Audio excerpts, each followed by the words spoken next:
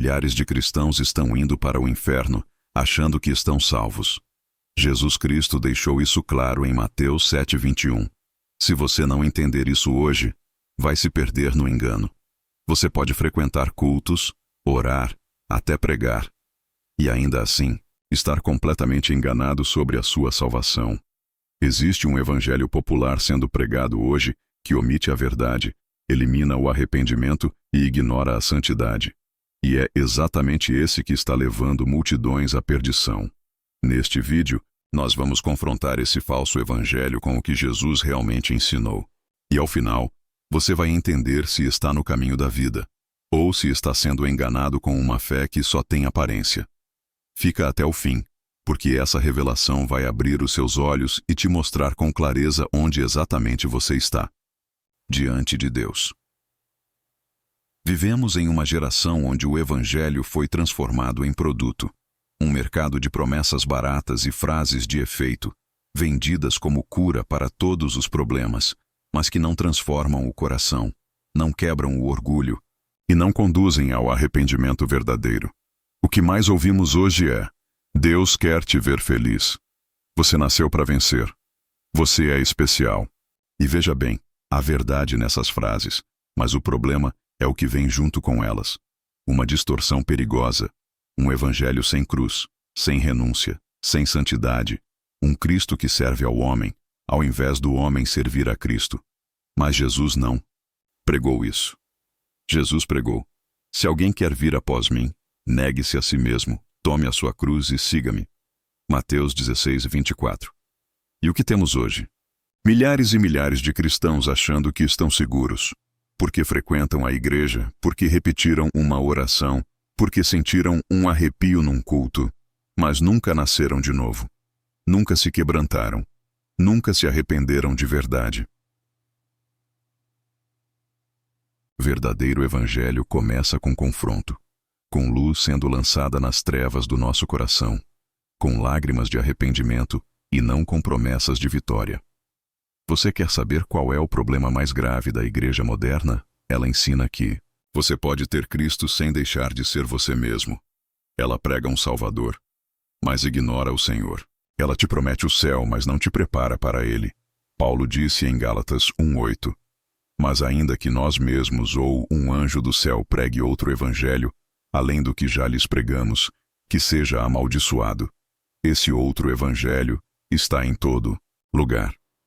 É doce ao ouvido, confortável e perigosamente destrutivo, porque mantém as pessoas dentro da igreja e longe da salvação.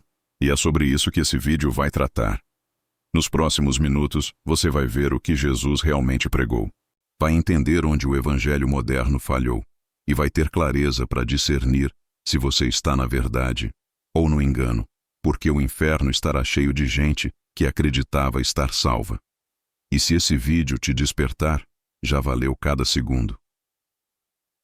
Você já reparou como a maioria das pregações hoje tem um tom motivacional? Parecem mais uma palestra de autoajuda com um versículo fora de contexto no final. E isso não é exagero, é diagnóstico. O evangelho moderno está adoecido. Ele promete transformação, mas não exige arrependimento. Oferece o céu, sem falar do inferno. E o que é ainda mais perigoso, pinta um Jesus que está desesperado por você, em vez de mostrar um rei soberano que chama você ao arrependimento por amor. E o que acontece com isso? Milhares de cristãos vivem com a sensação de estarem salvos, mas continuam presos aos mesmos pecados. Nunca choraram por sua condição, nunca entenderam o peso da cruz. Estão mais preocupados em cumprir ministério do que em conhecer a Cristo. Olha o que Paulo escreveu em 2 Coríntios 13:5. Examinem-se para ver se vocês estão na fé. Provem-se a si mesmos. Não reconhecem que Jesus Cristo está em vocês? A não ser que tenham sido reprovados. Isso é sério. Paulo estava falando com crentes, com pessoas dentro da igreja. Ele não estava evangelizando ateus. Estava dizendo: examinem-se.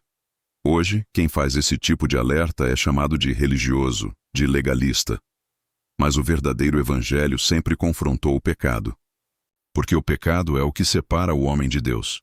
E ninguém entra no céu carregando o pecado de estimação no bolso. Jesus nunca disse: Vinde a mim e continuem do mesmo jeito. Ele disse: Vinde a mim todos os que estão cansados e sobrecarregados. Mas o descanso que ele dá não é emocional, é espiritual. É o descanso da alma que foi justificada, regenerada, lavada. É o descanso de quem nasceu de novo. Mas o que o evangelho moderno prega? Aceite Jesus no seu coração. Como se ele fosse um hóspede esperando sua permissão. Deus tem um plano lindo para sua vida. Mas não fala sobre o plano que Deus já revelou. Te fazer parecido com Cristo. Basta crer. Mas sem arrependimento, até os demônios creem e tremem. Isso não é evangelho. Isso é uma fraude. E o pior, muitos líderes sabem disso, mas preferem continuar alimentando a plateia com mensagens doces, porque a verdade espanta. Mas lembre-se, Jesus não veio agradar multidões. Ele as dividia. Ele dizia verdades que cortavam, que expunham, que humilhavam o orgulho humano. E é por isso que poucos permaneceram com ele até o fim. Vamos desmascarar as principais distorções que estão sendo pregadas nos púlpitos hoje. E como elas estão levando milhares, a uma falsa segurança espiritual. Agora que já entendemos como o evangelho moderno trocou a cruz pelo conforto, precisamos entrar em um terreno ainda mais delicado, mas absolutamente necessário. As distorções pregadas nos púlpitos hoje que estão anestesiando as almas, sim, anestesiando, porque essas mensagens não despertam o pecador. Apenas o acalmam em direção ao inferno. O evangelho do venha como está e fique como quiser. Essa distorção parte de uma verdade. Jesus recebe o pecador como ele está. Mas para por aí. Não se fala mais em transformação, em renúncia, em santificação. Resultado, pessoas acham que podem viver uma vida inteira na prática do pecado e ainda assim herdar o céu, porque Deus é amor. Mas o mesmo Deus que é amor também é justiça. E justiça exige juízo.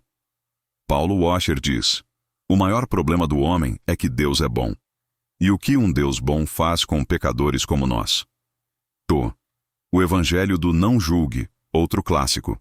Hoje em dia, se você confronta alguém com a palavra, é acusado de julgar. Mas veja o que Jesus disse em João 7:24.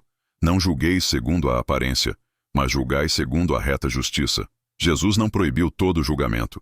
Ele condenou o julgamento hipócrita.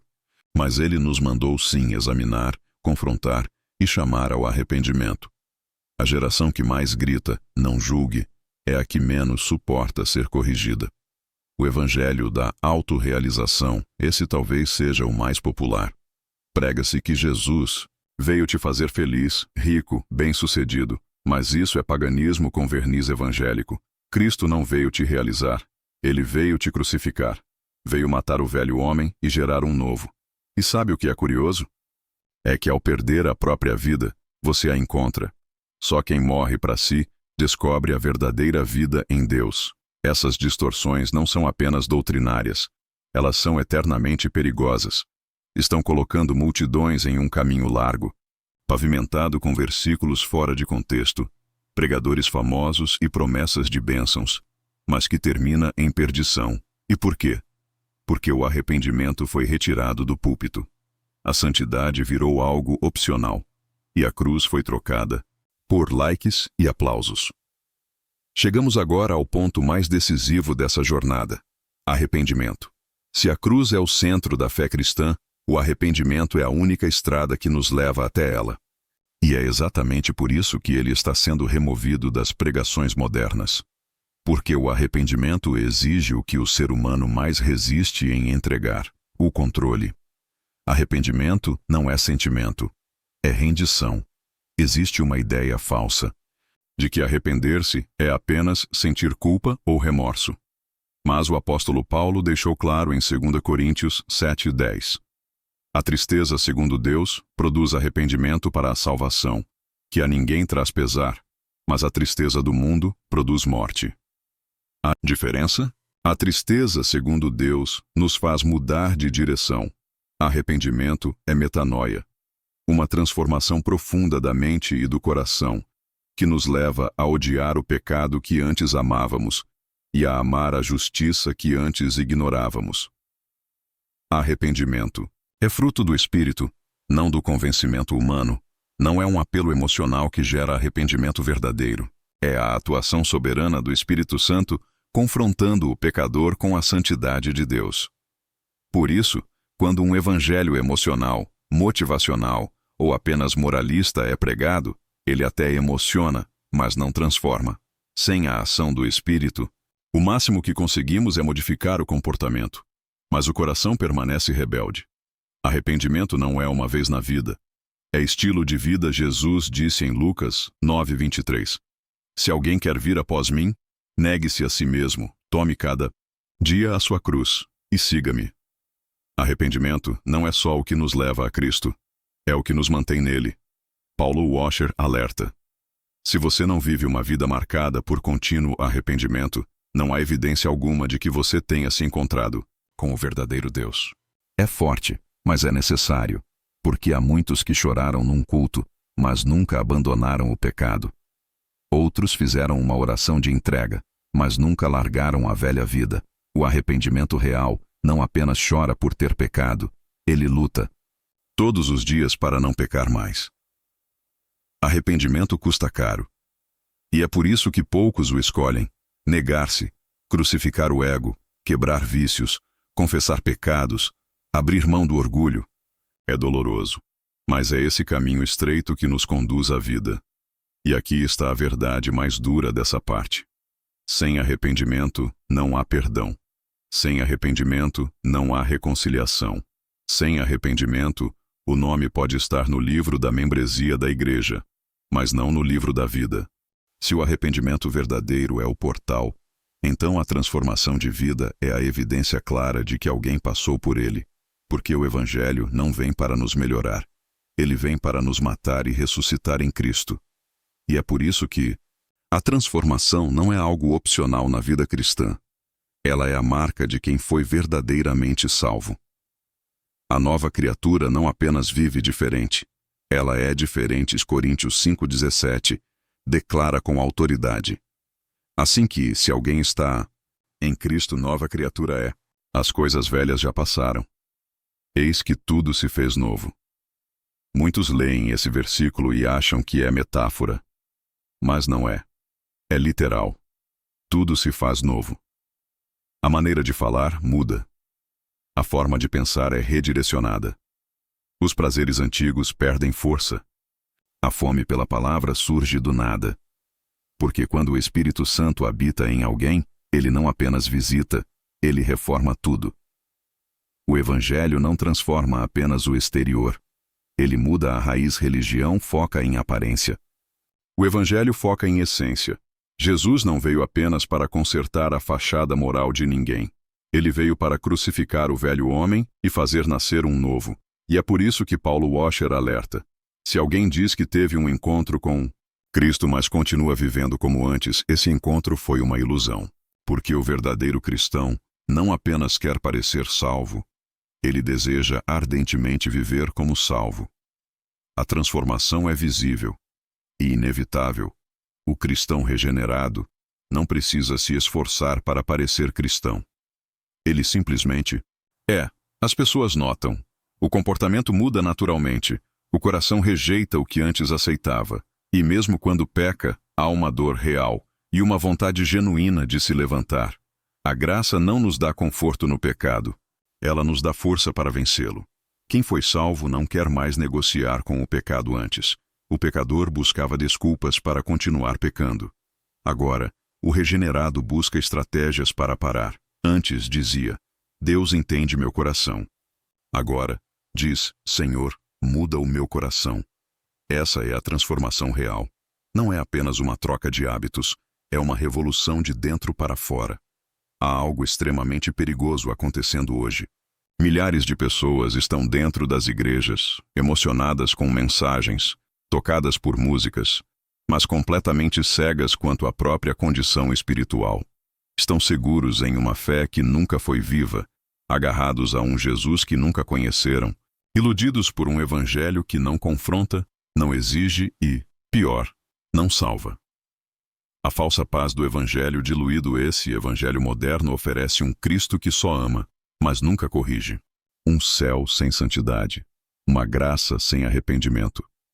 Uma fé que não exige cruz, renúncia, nem morte do ego.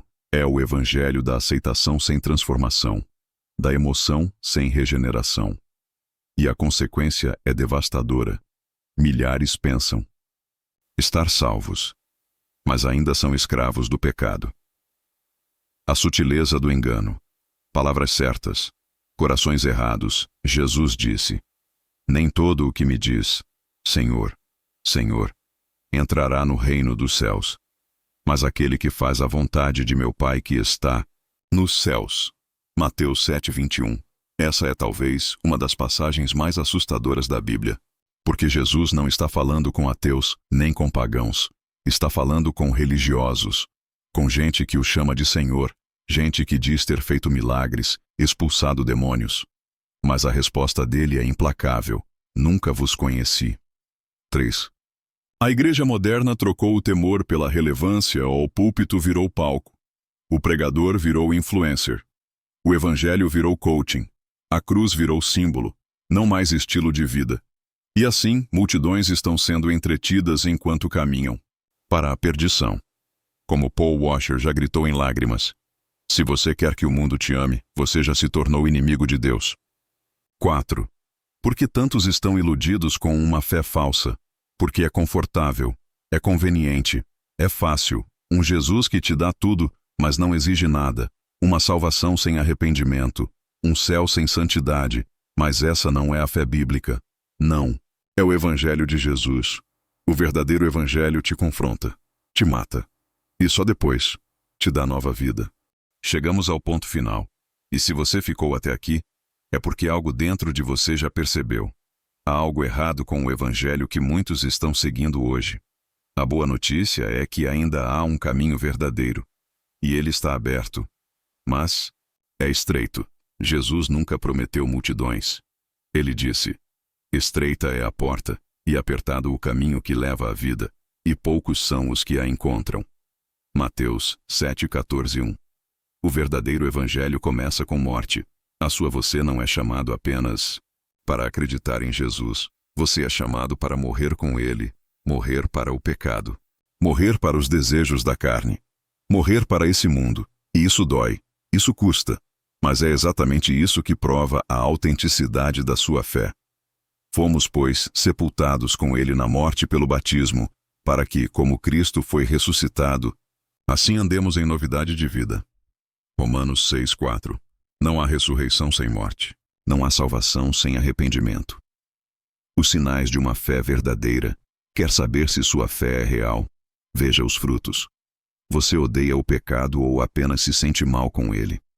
Você deseja a santidade ou apenas quer os benefícios de Deus? Você tem fome da palavra ou apenas consome versículos fora de contexto? Você ama a verdade, mesmo quando ela te confronta?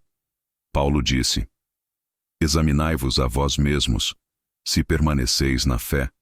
Provai-vos a vós mesmos. 2 Coríntios 13:5. Não existe salvação sem autoexame. Não existe céu sem transformação. Por que essa mensagem é urgente? Milhares estão indo para o inferno, achando que estão indo para o céu. Por causa de um evangelho emocional, superficial, centrado no homem e não em Cristo. O evangelho verdadeiro é simples, mas não é fácil, ele diz. Negue-se a si mesmo, tome a sua cruz e siga-me. E poucos têm coragem de obedecer.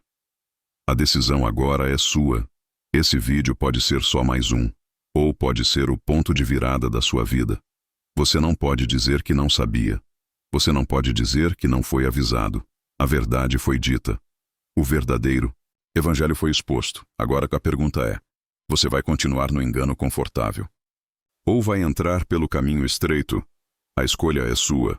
Mas lembre-se, Jesus não é um complemento na sua vida. Ele é o Rei. E ele não divide o trono com ninguém. Se essa mensagem falou com você, compartilhe. Essa pode ser a última chance de alguém ouvir a verdade. Que Deus te desperte, te confronte e te transforme. e que no fim, você seja achado nele.